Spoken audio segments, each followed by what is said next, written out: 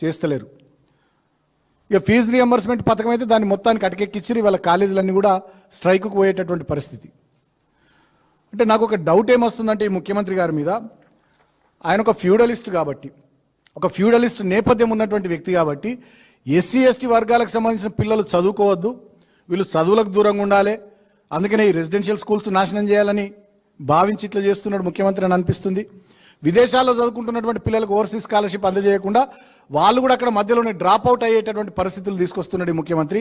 అంటే ఏంటంటే ఈయనకి ఎస్సీ ఎస్టీల మీద కోపం.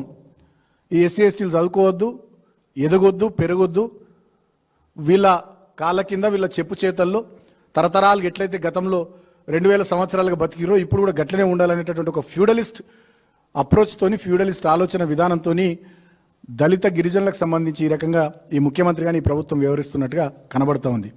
సాక్షాత్తు అంబేద్కర్ మహానుభావున్నే బందీ చేస్తే హైదరాబాద్ నడిబొడ్డునా ఇవాళ రాష్ట్రంలో ఉన్నటువంటి గురుకులాలన్నింటినీ కూడా నాశనం చేసి ఇస్తామన్నటువంటి చేవేళ్ల ఎస్సీ ఎస్టీ డిక్లరేషన్లో ఒక్క హామీని కూడా నిలబెట్టుకోకుండా అమలు చేయకుండా కేవలం ఆనాడు ఓట్ల కోసం, ఎస్సీ ఎస్టీల ఓట్ల కోసం అనేక మాయమాటలు చెప్పి ఒడ్డెక్కేదాకా ఓడమల్లన్న, ఒడ్డెక్కినాక బోడమల్లన్న అన్నట్టుగా ఇవాళ రాష్ట్రంలో ఎస్సీ ఎస్టీల పట్ల పూర్తి స్థాయి వివక్షను ఈ ప్రభుత్వం, కాంగ్రెస్ ప్రభుత్వం చూపిస్తూ ఉంది. అందుకనే నేను జూబ్లీ హిల్స్లో ఉన్నటువంటి మా సోదరులు సోదరిమణులందరికీ విజ్ఞప్తి చేస్తూ ఉన్నా, ఇది మంచి అవకాశం.